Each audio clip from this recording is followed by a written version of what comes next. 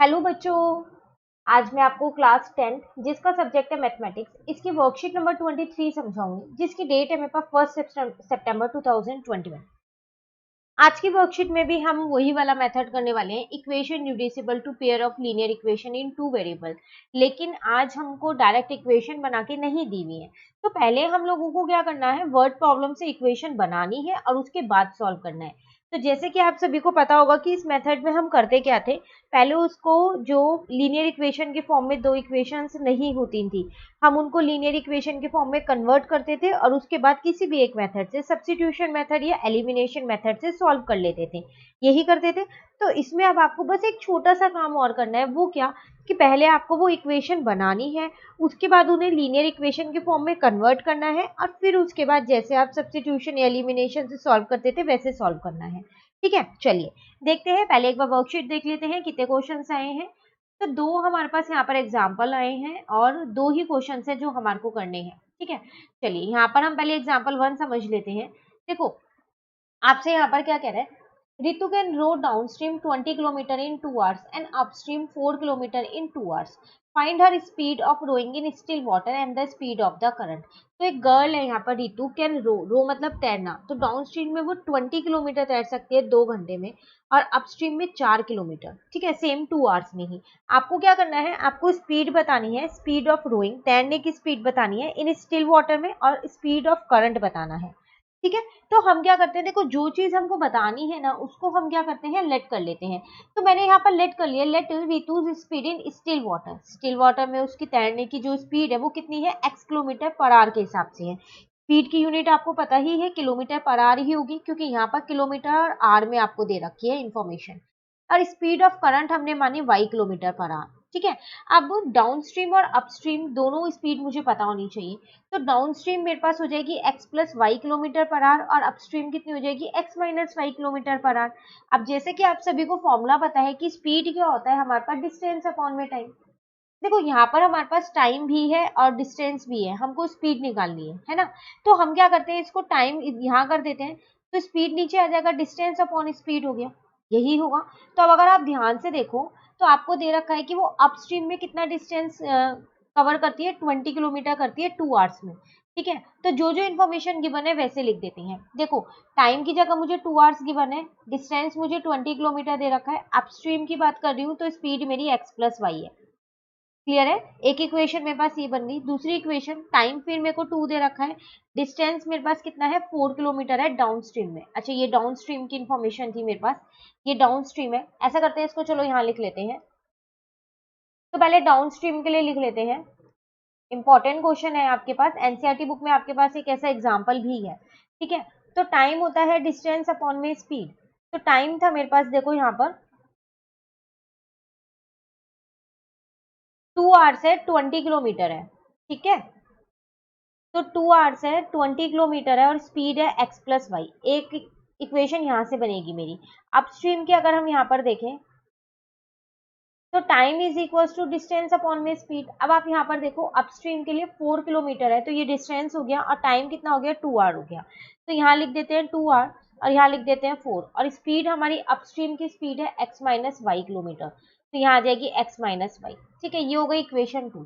अब हम क्या करते हैं, इनको सॉल्व कर लेते हैं। तो क्रॉस मल्टीप्लाई किया तो यहाँ पर 2 ब्रैकेट में x plus y is equal to 20 आ गया, और यहाँ पर 2x minus y is equal to 4 आ गया। ठीक है, 2 से अंदर इंटू किया तो 2x, या फिर आप इंटू मत करो, जब ये 2 कॉमन लिया हुआ है तो इक्वेशन को थोड़ा छोटा बना देते हैं ताकि इजिली सॉल्व हो पाए। ठीक है, इस 2 को मैं यहाँ पर लिया, ये कट के 10 हो गया, तो x प्लस वाई मेरे पास कितना आ गया है, 10 आ गया है।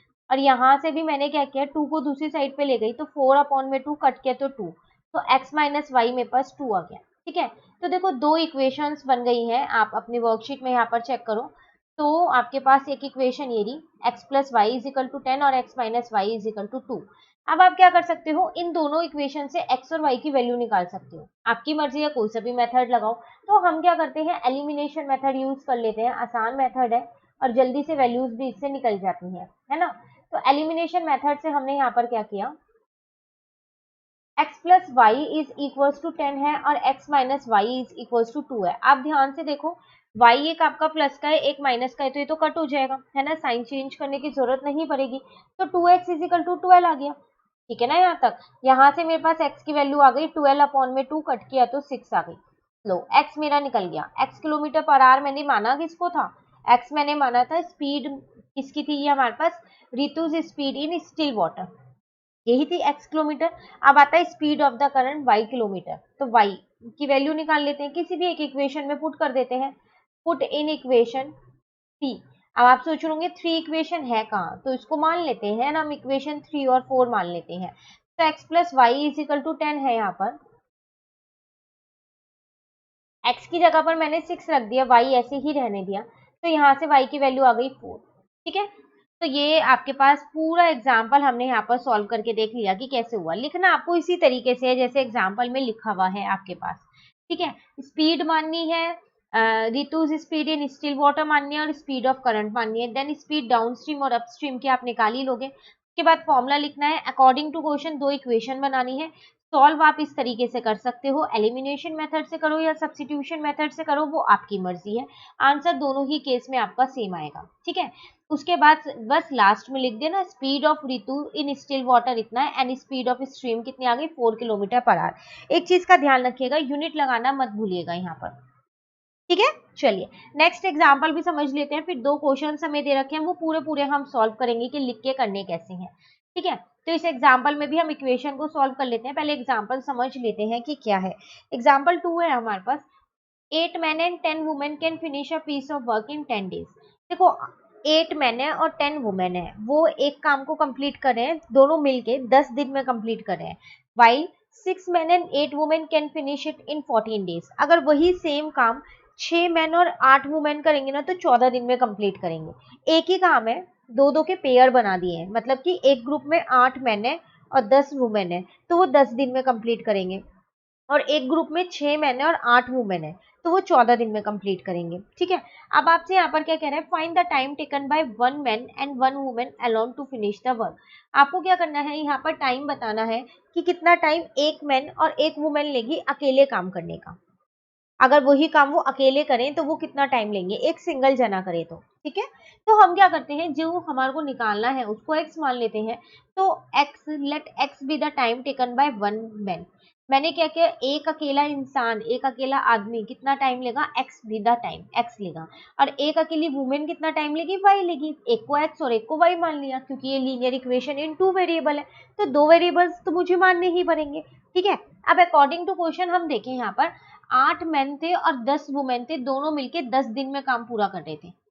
ठीक है, तो ये मैंने तो एक जने का माना है ना, तो अकॉर्डिंग टू क्वेश्चन जो है 8 मैन है, तो 8/x हो जाएगा, क्योंकि x जो टाइम है वो एक वुमेन ले रही है, एक मैन ले रहा है, तो 8 मैन कितना लेंगे, 8/x लेंगे। उसी तरह y जो है वो टाइम एक वुमेन ले रही है, तो 10 वुमेन कितना लेंगी, 10/y लेंगी, और एक दिन का काम 1 में यहाँ 10 आ जाएगा। ठीक है, तो एक इक्वेशन आपकी ये बन गई। उसी तरीके से दूसरे ग्रुप में कितने जने थे हमारे पास, उसमें हमारे पास 6 मैन और 8 वुमेन थी। तो एक जो मैन है वो कितना टाइम ले रहा है, एक्स ले रहा है, तो 6 मैन कितना लेंगे, 6/x लेंगे। ठीक है ना, और एक वुमेन कितना टाइम ले रही है, वो ले रही है वाई टाइम ले रही है, तो 8 वुमेन कितना लेंगी, 8/y। और टोटल कितने डेज है, 14, तो 1/14 आ गया यहाँ पर। क्लियर है यहाँ तक। ठीक है, दोनों इक्वेशंस बन गई, लेकिन ये वो इक्वेशंस बनी है जो लीनियर इक्वेशन नहीं है ना, क्योंकि आप ध्यान से देखो यहाँ पर जो वेरिएबल है वो डिनोमिनेटर में लिखे हैं, और हमने अपनी लास्ट वर्कशीट में समझा था कि जब वेरिएबल डिनोमिनेटर में होते हैं तो पहले हम उन्हें लीनियर इक्वेशन के फॉर्म में बनाते हैं और उसके बाद सॉल्व करते हैं, है ना। चलिए ऐसा करते हैं, इन दोनों इक्वेशंस को एक बार आगे लिख लेते हैं, फिर सॉल्व अपने अकॉर्डिंग करते हैं। ठीक है, तो 8/x प्लस 12 में यहाँ पर, अच्छा यहाँ पर 10 आएगा आपके पास, यहाँ पर देखो ना 10 वुमेन दे रखी है। ठीक है, तो यहाँ 10 आएगा आपकी वर्कशीट में, ये मिसप्रिंट है यहाँ पर, तो यहाँ पर लिख देते हैं हम अपनी इक्वेशन और फिर सॉल्व करते हैं। तो 8/x प्लस 10/y था, इज इक्वल्स टू में हमारे पास था 1/10, क्योंकि वो 10 डेज में कंप्लीट कर रहे थे। एक इक्वेशन ये थी हमारे पास, इक्वेशन 1 मान लिया। इक्वेशन 2 है मेरे पास 6/x plus 8/y is equal to 1/14। 6/x plus 8/y is equals to 1/14। ये मेरे पास है इक्वेशन 2। ठीक है। अब क्या करती हूँ मैं इसको लीनियर इक्वेशन के फॉर्म में बना देती हूँ। तो लेट कर लेते हैं, लेट 1/x को हमने a मान लिया और 1/y को हमने b मान लिया। आप कुछ भी मान सकते हो, p q r s, बस x और y मत मानिएगा। ठीक है, तो ये वाली इक्वेशन आपके पास 8a प्लस का 10b इज इक्वल्स टू, अब देखो ये यहाँ 1/10 है, तो यहाँ पर ये तो 1/10 ही रहेगी, ये तो चेंज नहीं होगा, तो ये 1/10 ही रहेगा। ठीक है, और यहाँ पर क्या आ जाएगा, 6a प्लस का 8b इज इक्वल्स टू 1/14। ऐसा करते हैं, ये 1/10 है तो इसको इधर ले आते हैं, तो इधर आके ये मल्टीप्लाई का हो जाएगा। ठीक है ना, और ऐसे ही यहाँ पर 14 को इधर ले आते हैं, तो इधर आके ये भी मल्टीप्लाई का हो जाएगा। ठीक है ना यहाँ तक। अब देखो 10 को इससे इंटू किया तो 80 आ गया, 80a, और 10 को 10 से इंटू किया तो 100b आ गया, इज इक्वल्स टू 1। इसको इक्वेशन 3 मान लेते हैं। अब 14 को क्या करते हैं, हम यहाँ पर 6 से इंटू कर देते हैं। ठीक है, उसके बाद 14 को 8 से इंटू कर देंगे, तो 14 6 जा आपके पास होता है 84, तो a ऐसी है। अब अगर हम देखें 14 8 जा, तो वो मेरे पास होता है 112, अब b ऐसी है, इज इक्वल टू 1 ऐसी है। इसको इक्वेशन 4 मान लेते हैं। अब इक्वेशन 3 और 4 को आप किसी भी एक मेथड से सॉल्व कर लो। ठीक है, अगर हम यहाँ पर देखें तो किस मेथड से सॉल्व करें, एलिमिनेशन लगाएंगे तो कोफिशिएंट सेम नहीं है ना, ना ए का सेम है ना बी का सेम है, और सेम करेंगे तो बहुत बड़ा हो जाएगा। तो क्या किया जाए, सब्स्टिट्यूशन मेथड लगाए, ए की वैल्यू निकाल लेते हैं या बी की वैल्यू निकाल लेते हैं और फिर इसके अंदर पुट कर देंगे। ठीक है ना, चलो ये वाली इक्वेशन ऐसा करते हैं, सब्स्टिट्यूशन से सॉल्व कर लेते हैं। तो यहाँ लिख देते हैं, सॉल्विंग इक्वेशन 3 एंड 4, आप एलिमिनेशन से भी कर सकते हो। ठीक है, बाय सब्स्टिट्यूशन मेथड। तो देखो इक्वेशन 3 से मैंने क्या किया, यहाँ पर किसी भी एक वेरिएबल की वैल्यू निकाल ली। 80a plus 100b is equal to 1 है, तो मैंने 80a को यहीं रहने दिया और यहाँ पर आ गया 1 माइनस का 100b। ठीक है, अब मैंने क्या किया, a यहीं छोड़ दिया, 1 माइनस का 100b अपॉन में 80 कर दिया। इसको मैंने क्या किया, पुट कर दिया अपनी इक्वेशन 4 में। ठीक है, और इस पूरी इक्वेशन को मैंने इक्वेशन, अच्छा 3 हम मान चुके हैं, इक्वेशन 5 मान लिया है। ठीक है ना यहाँ तक। चलिए अब हम अपनी इक्वेशन 4 यहाँ पर लिख लेते हैं पहले। तो इक्वेशन 4 है मेरे पास, 84a plus 112b is equal to 1, 84a plus 112b is equal to 1। ठीक है, a की जगह ऐसा करते हैं, a की वैल्यू रख देते हैं, तो 1 माइनस का 100b अपॉन में 80। ठीक है, plus 112b is equal to 1। ठीक है ना, इस ब्रैकेट को थोड़ा सा बड़ा कर देते हैं। अब देखो 84 और 80 दोनों ही 2 की टेबल से कट हो रहे हैं, तो मैं यहाँ कट कर देती हूँ ताकि थोड़ा सी छोटी हो जाए मेरी इक्वेशन। तो इसको कट किया तो ये 40 पे हो गया, अभी भी ये दोनों कट हो रहे हैं। ठीक है, तो इसको अगर मैं 2 से कट करती हूँ तो ये 21 पे कट हो रहा है और ये 20 पे, अब नहीं हो रहा। ठीक है, तो फाइनली आपके पास बचा क्या है यहाँ पर, 21 ब्रैकेट में 1 माइनस का 100b अपॉन में 20। ठीक है, और प्लस का 112b इज इक्वल टू 1। ठीक है ना, अब इसके नीचे कुछ नहीं है, 1 लिख दिया, बेस सेम कर लेते हैं। चलो अब यहाँ पर तो ये आ जाएगा 21, देखो मैं अंदर इंटू कर दूं, माइनस का 2100b। ठीक है, प्लस 20 से इसको इंटू कर दिया, बेस सेम किया है मैंने और कुछ भी नहीं किया है। ठीक है, तो ये आ गया 21 माइनस 2100b प्लस, अब देखो आप 20 को क्या करोगे, 112 से इंटू करोगे तो आपका 2240b आएगा, और ये वाला 20 यहाँ डिवाइड का है, दूसरी साइड पे जाके ये मल्टीप्लाई का हो गया। क्लियर है यहाँ तक, एक एक स्टेप बिल्कुल अच्छे से समझिएगा। कहीं पर भी डाउट हो तो आप कमेंट करके पूछ लीजिएगा। ठीक है, वैसे तो कैलकुलेशन ही है, ज्यादा मुश्किल नहीं है। अब देखो इन दोनों को मैंने सॉल्व किया तो मेरा प्लस का 140b आ गया, इजिकल टू में 20 ऐसी है, 140b ऐसे ही रहने दिया, इस 21 को मैं उधर ले गई, तो 140b is equals to minus b, -1। एक बार देखें क्या b की वैल्यू कितनी आ रही है हमारे पास,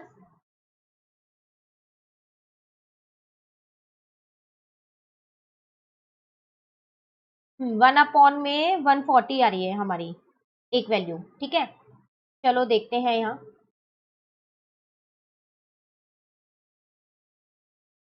ठीक है ना यहाँ तक, तो b की वैल्यू मेरे पास आ गई -1/140, हमारी माइनस की वैल्यू आ रही है, एक बार चेक कर लेते हैं कहीं पर माइनस की मिस्टेक तो नहीं की है ना हमने,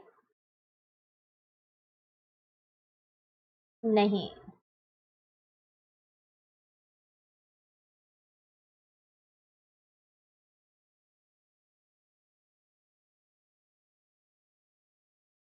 तो देखो हमारा आंसर यहाँ पर नेगेटिव आ रहा है, लेकिन बी की वैल्यू नेगेटिव तो आ ही नहीं सकती है। क्यों नहीं आ सकती? क्योंकि हमने बी माना है। देखो अगर हम यहाँ देखें तो बी हमने 1/y को माना है। अब y हमारे पास है क्या? y तो वो है ना कि वुमेन अकेले कितना काम करेंगी, वो टाइम कितना लेंगी, और टाइम तो कभी भी नेगेटिव नहीं हो सकता है ना। तो इसका मतलब आपके पास जो यहाँ पर ये क्वेश्चन में हमने एक मिस्टेक थी ना, ये यहाँ पर 12 लिखा था, तो यहाँ पर फिर क्वेश्चन में 12 ही होगा, यहाँ पर मिस्टेक होगी। तो आप अपनी टीचर से कंफर्म कर लीजिएगा कि यहाँ पर 10 आएगा या 12 आएगा, क्योंकि अगर हम इसे 12 से सॉल्व करेंगे तो हमारा आंसर नेगेटिव नहीं आएगा, फिर तो पॉजिटिव आएगा। ठीक है, तो आप एक बार टीचर से पूछ लीजिएगा यहाँ पर कि मैम यहाँ 10 आएगा या 12, क्योंकि यहाँ पर आपको सॉल्यूशन में 12 दे रखा है, तो कहीं पर भी एक जगह पर तो मिसप्रिंट है। ठीक है, तो चलिए एक बार ऐसा करते हैं, 12 से सॉल्व करके देखते हैं क्या 12 से पॉजिटिव आ रहा है ये आंसर। ठीक है ना, चलो यहाँ पर देखते हैं।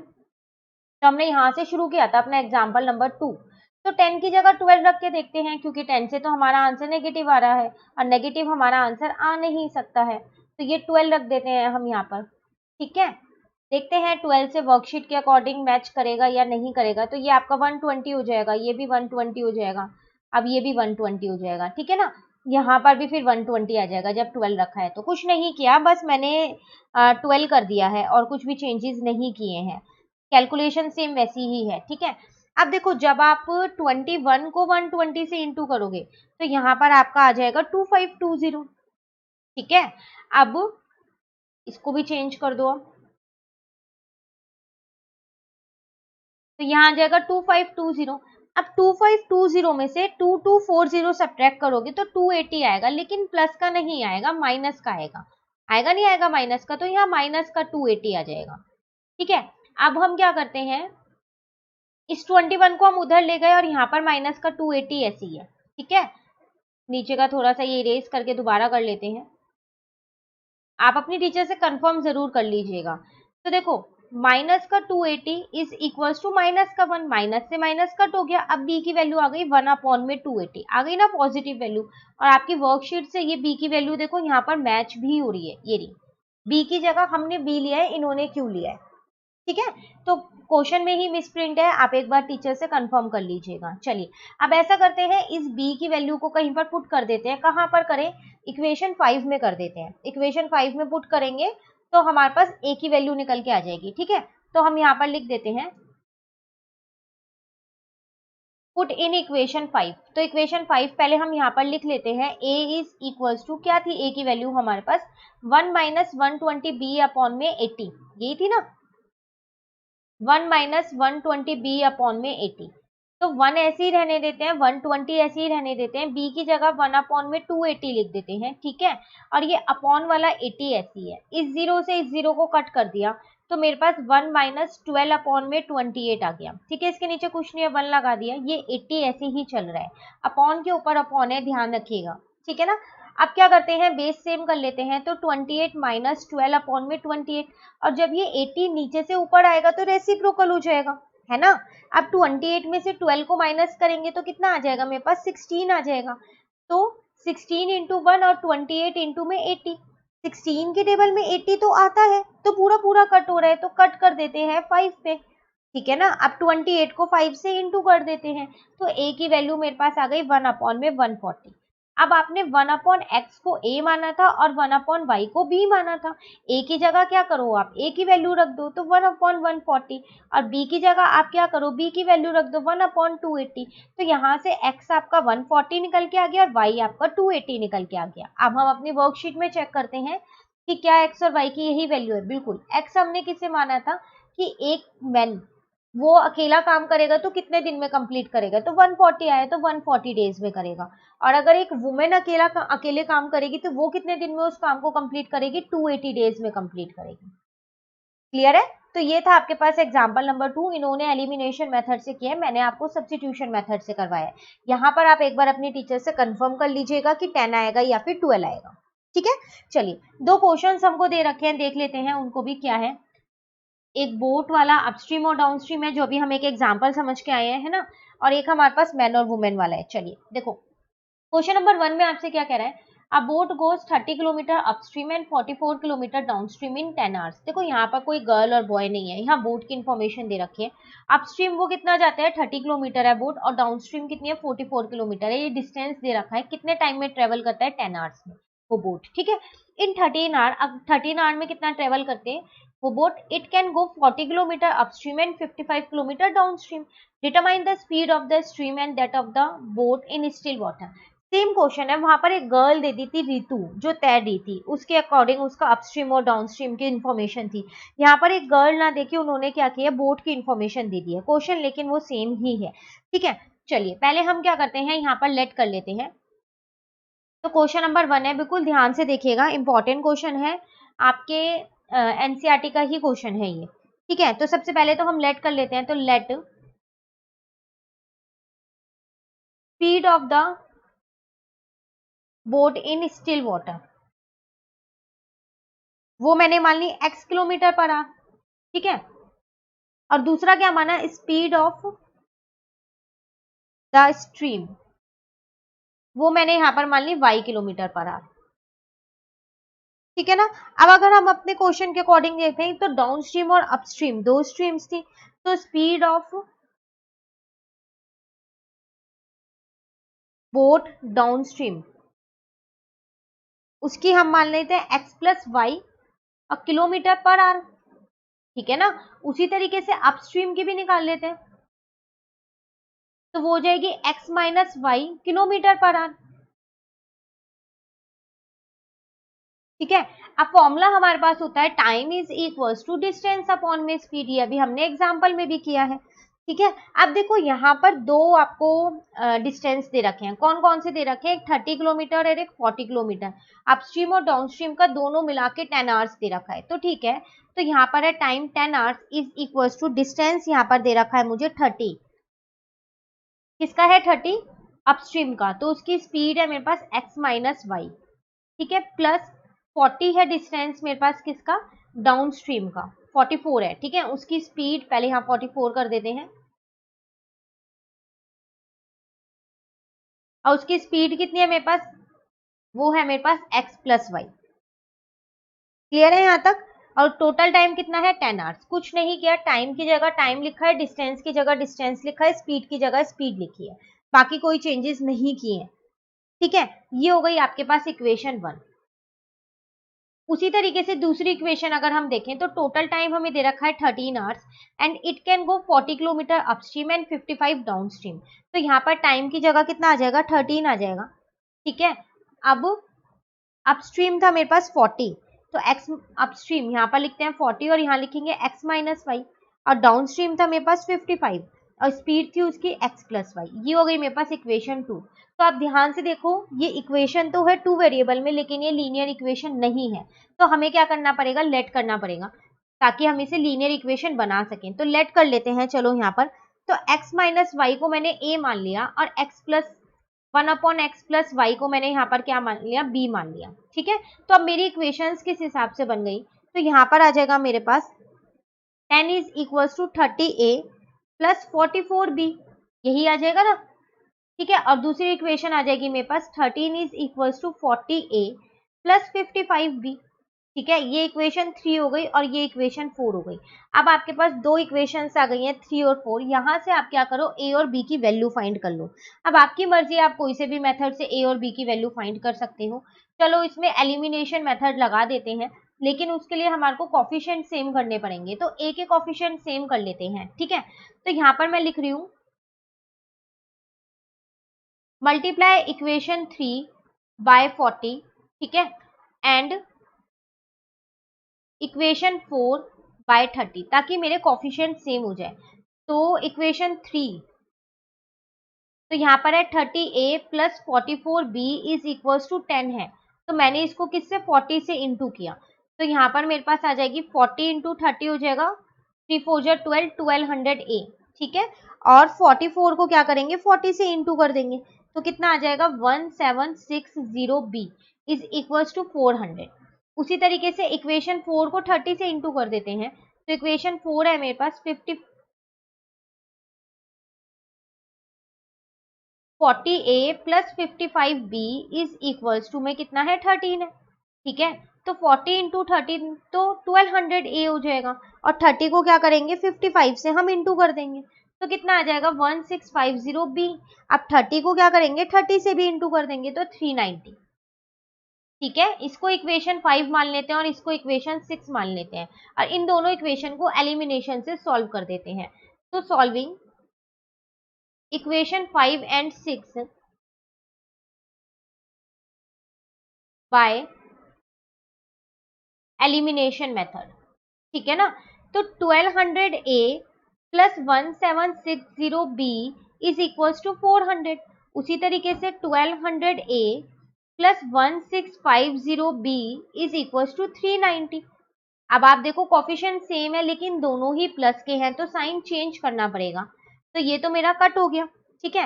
अब 1760 में से क्या करेंगे 1650 को सब्ट्रैक्ट कर देंगे तो 110B आ जाएगा।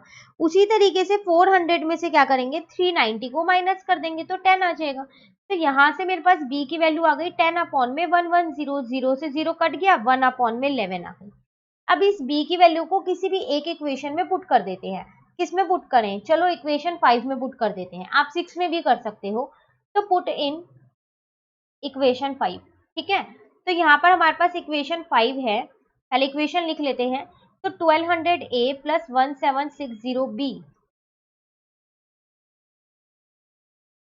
इज इक्वल्स टू 400, ठीक है। तो 1200A तो ऐसे ही रहने देते थे, 1760B की जगह 1 अपॉन 11 लिख देते हैं और यहाँ पर आ जाएगा 400, ठीक है। अब 1200A तो ऐसी ही है। अब आप ये देखो 1760 क्या 11 से पूरा पूरा डिवाइड होता है, बिल्कुल होता है। इसको इससे कट करोगे तो 160 आएगा, तो यहाँ आ जाएगा 160 इजिकल टू 400। अब इस 160 को क्या करते हैं दूसरी साइड पे ले जाते हैं, तो 400 माइनस का 160, ठीक है ना। तो 1200A इज इक्वल्स टू 400 में से 160 माइनस करेंगे तो 240 आएगा। तो A की वैल्यू कितनी आ जाएगी 240 अपॉन में 1200। इस जीरो से ये जीरो कट गया, ठीक है। अब क्या करते हैं 120 को 24 से डिवाइड कर देते हैं तो 5 पे, तो A की वैल्यू कितनी आ गई मेरे पास 1 अपॉन 5 आ गई। क्लियर यहाँ तक। पर अभी हमारी x और y की वैल्यू नहीं निकली, स्पीड नहीं निकली, हमने ये तो लेट किया था। तो 1 अपॉन एक्स माइनस वाई मैंने a माना था, तो मैं यहाँ लिख देती हूँ 1 upon x minus y is equal to a, और 1 upon x plus y is equal to मैंने b माना था। तो यहाँ पर 1 upon x minus y is equal to 1 upon 5 आ गया, और यहाँ पर 1 upon x plus y is equal to 1 upon 11 आ गया, क्योंकि b की वैल्यू मेरे पास यही थी, ठीक है ना। चलिए अब क्या करते हैं x minus y is equal to 5 और x plus y is equal to 11। तो देखो यहाँ भी अभी आपकी इक्वेशन से ये आपने पुट कर दी वैल्यूज, पर x और y की वैल्यू नहीं निकली है। अभी भी यहाँ मेरी दो इक्वेशंस और बन गई हैं, तो इसका मतलब अब मुझे इन दोनों इक्वेशंस को सॉल्व करना पड़ेगा ना सॉल्व। तो चलो अभी इससे पहले इक्वेशन नंबर दे देते हैं। लास्ट हमने कहाँ पर छोड़ा था, इक्वेशन नंबर 6 पे छोड़ा था, तो इसको हम क्या करते हैं 7 और 8 दे देते हैं, ठीक है। अब क्या करते हैं solving equation 7 and 8 by elimination method. थोड़ा सा लेंदी क्वेश्चन जरूर है, लेकिन अगर आप ध्यान से समझोगे इक्वेशन सॉल्व करनी आपको आ गई है, हमने लास्ट वर्कशीट में सीखा है ना। बस एक बार इक्वेशन बनानी आनी चाहिए, सॉल्व तो अब आप कर ही सकते हो, ठीक है ना। देखो तो ये तो कट हो गया क्योंकि अपोजिट साइन है, यहाँ पर आ गया 2x और यहाँ पर आ गया 16। तो यहाँ से मैंने x की वैल्यू निकाली तो 16/2 कट किया तो 8 आ गई। चलिए x तो आ गई, एक की स्पीड तो निकल गई। दूसरा देखते हैं, अब इसको पुट कर लेते हैं, पुट इन इक्वेशन 7, किसी भी एक में कर लो, आप 8 में भी कर सकते हो, ठीक है। तो यहाँ पर मैंने लिखा अपनी पहले इक्वेशन 7, तो इक्वेशन 7 है मेरे पास x minus y is equal to 5, ठीक है ना। अब यहाँ पर 8 minus y is equal to 5, तो 8 minus 5 is equal to y, y की वैल्यू कितनी आ गई मेरे पास 3 आ गई, ठीक है। अब पर हमने लेट क्या किया था वो लिख देते हैं यहाँ पर, तो हमने लेट ये किया हुआ था speed of the boat in still water, वो हमने x मानी थी, ठीक है। तो x मेरा कितना निकला है यहाँ पर 8 निकला है, तो वो आ गया 8 किलोमीटर पर आवर, ठीक है। और उसके बाद स्पीड किसकी मानी थी स्ट्रीम की, वो था मेरे पास y, तो वो आ गई मेरी 3 किलोमीटर पर आवर। क्लियर है यहाँ तक? तो क्वेश्चन ये थोड़ा सा आंसर थोड़ा लेंदी जरूर था, 2 बार एलिमिनेशन मेथड लगा, इक्वेशन भी हमने खुद से ही बनाई है यहाँ पर लेट करके, है ना? तो बिल्कुल अच्छे से समझ के कीजिएगा, कहीं पर भी डाउट हो तो आप कमेंट करके पूछ लीजिएगा, ठीक है? तो ये पूरा क्वेश्चन था आपके पास यहाँ से क्वेश्चन नंबर 1। चलिए अभी एक और क्वेश्चन रह गया है, वो और कर लेते हैं, फिर हमारी ये वाली वर्कशीट जो है वो कंप्लीट हो जाएगी, ठीक है? क्वेश्चन नंबर 2 आपसे क्या कह रहा है यहाँ पर, 2 women and 5 men can together finish an embroidery work in 4 days, while 3 women and 6 men can finish it in 3 days. Find the time taken by one woman alone to finish the work and also that taken by one man. देखो same question है जैसा भी आपने किया था, ठीक है ना? बस यहाँ पर क्या है, एम्ब्रॉयडरी वर्क दे दिया है और यहाँ पर क्या दिया था, यहाँ पर सिर्फ एक नॉर्मल वर्क दे रखा था, ऐसा कुछ बताया नहीं था कि कौन सा वर्क है, ठीक है? देखो आपसे क्या कह रहे हैं, 2 वुमेन एंड 5 मेन एक साथ मिलके काम करेंगे तो वो आपको एक काम को 4 दिन में कंप्लीट करके देंगे, ठीक है? उसी तरीके से अगर 3 वुमेन और कितने 6 मेन एक साथ मिलके काम करते हैं, वही सेम काम कर रहे हैं, तो वो आपको कितने दिन में करके देने वाले हैं, यहाँ पर 3 दिन में करके देने वाले हैं। आपको क्या करना है, आपको टाइम बताना है कि अगर एक अकेली वुमेन वो काम करती है तो कितना टाइम लेगी और एक अकेला मैन अगर वो काम करता है तो कितना टाइम लेगा। क्लियर है क्वेश्चन? यहाँ पर कोई दिक्कत तो नहीं है, तो इसका मतलब हमें सबसे पहले यहाँ पर लेट करना पड़ेगा, ठीक है ना? तो चलिए लेट कर लेते हैं हम यहाँ। देखो यहाँ लिखते हैं इसको,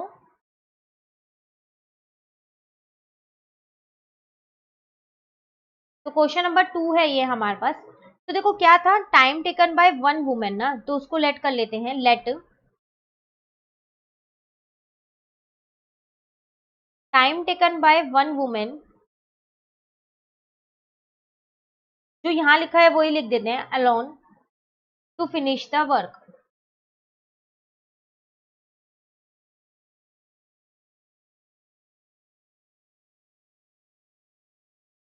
तो वो हमने मान लिया एक्स डेज, ठीक है?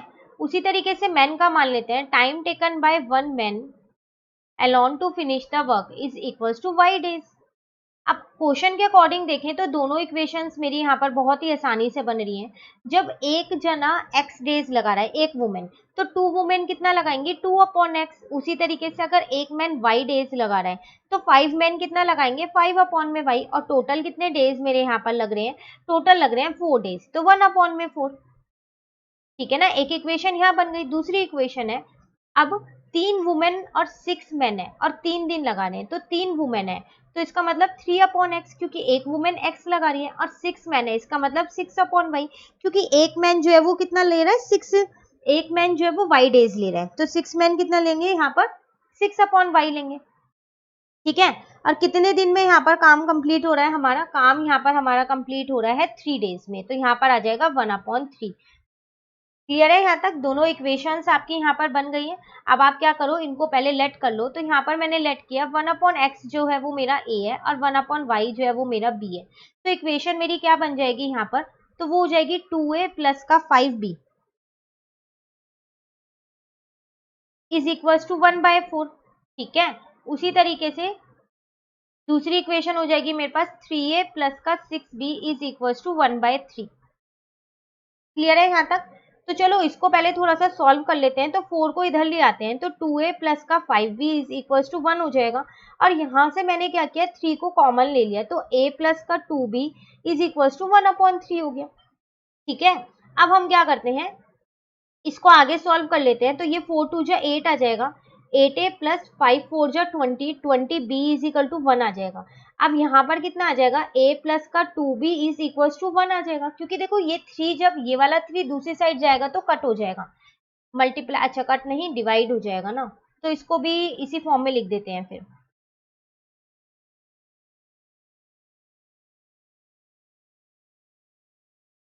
तो इस 3 को भी हम इधर ही ले आते हैं, ठीक है? अब ये कितना हो जाएगा, 3 3 जा 9, तो 9a और 3 6 जा 18, तो 18 भी इज इक्वल टू यहाँ पर कितना आ जाएगा, 1 आ जाएगा, ठीक है? इसको आप अपनी इक्वेशन नंबर 1 मान लो, इसको आप अपनी इक्वेशन नंबर 2 मान लो, ठीक है? अब आपको ये सॉल्व करनी है इक्वेशन, किसी भी मेथड से कर सकते हो, वो आपकी मर्जी है। अब मेथड लगाएं कौन सा, एलिमिनेशन लगाएं या फिर सब्स्टिट्यूशन लगाएं, क्योंकि वेरिएबल्स कोफिशिएंट तो किसी के भी सेम नहीं है, ठीक है? चलो एलिमिनेशन से ही करते हैं। तो ए के कोफिशिएंट चेंज कर लेते हैं, तो यहाँ लिख देते हैं पहले multiply equation 1 by 9 and equation 2 by 8। ठीक है, तो इक्वेशन 1 मेरे पास यहाँ पर है 8a प्लस का 20b इज इक्वल टू 1 है। ठीक है, इसको किससे 9 से मल्टीप्लाई करना है। और इक्वेशन 2 मेरे पास यहाँ पर है 9a प्लस का 18b इज इक्वल टू 1 है, इसको 8 से मल्टीप्लाई करना है। ठीक है ना, तो चलो मल्टीप्लाई करके फिर यहाँ पर लिख देते हैं। तो जब आप 9 को 8 से करोगे तो 72a आएगा, और 920 जब 180b हो जाएगा, और यहाँ पर 9 1 जा 9 हो जाएगा, 8 9 जा 72 हो जाएगा, और 18 को किससे 8 से करोगे तो 144 हो जाएगा। ठीक है, और यहाँ पर 8 1 जा 8 हो जाएगा। अब आप इसको क्या करो, अपनी इक्वेशन 3 और 4 मान लो। ठीक है, अब यहाँ लिख दो solving equation 3 and 4 by elimination method.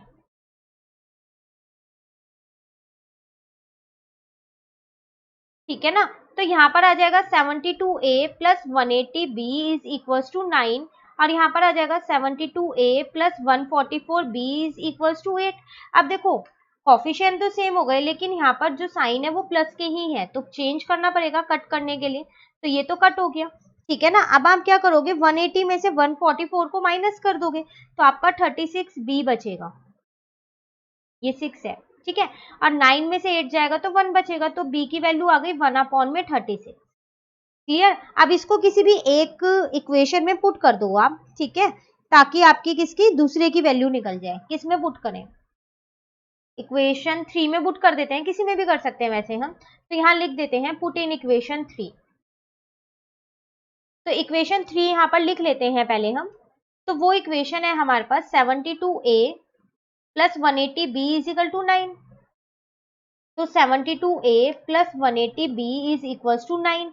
तो 72a ऐसे ही रहने देते हैं, प्लस का 180 b की जगह 1 अपॉन में 36 इज इक्वल टू 9 आ गया। ठीक है, अब देखो 72a तो ऐसे ही रहने दो, प्लस अब देखो क्या 180 360 से पूरा पूरा डिवाइड हो रहा है, बिल्कुल हो रहा है। ये इसको कट करोगे तो 5 आ जाएगा, तो 5 is equal to 9।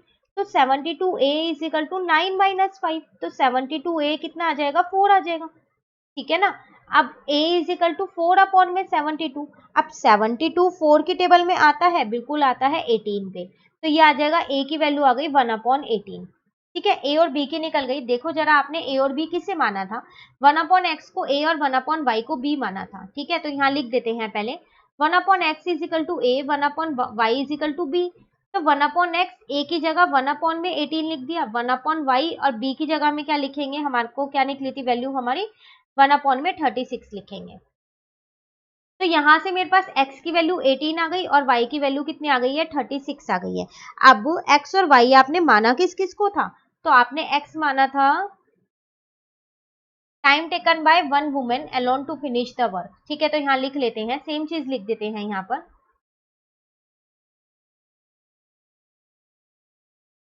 Time taken by one women alone to finish the work.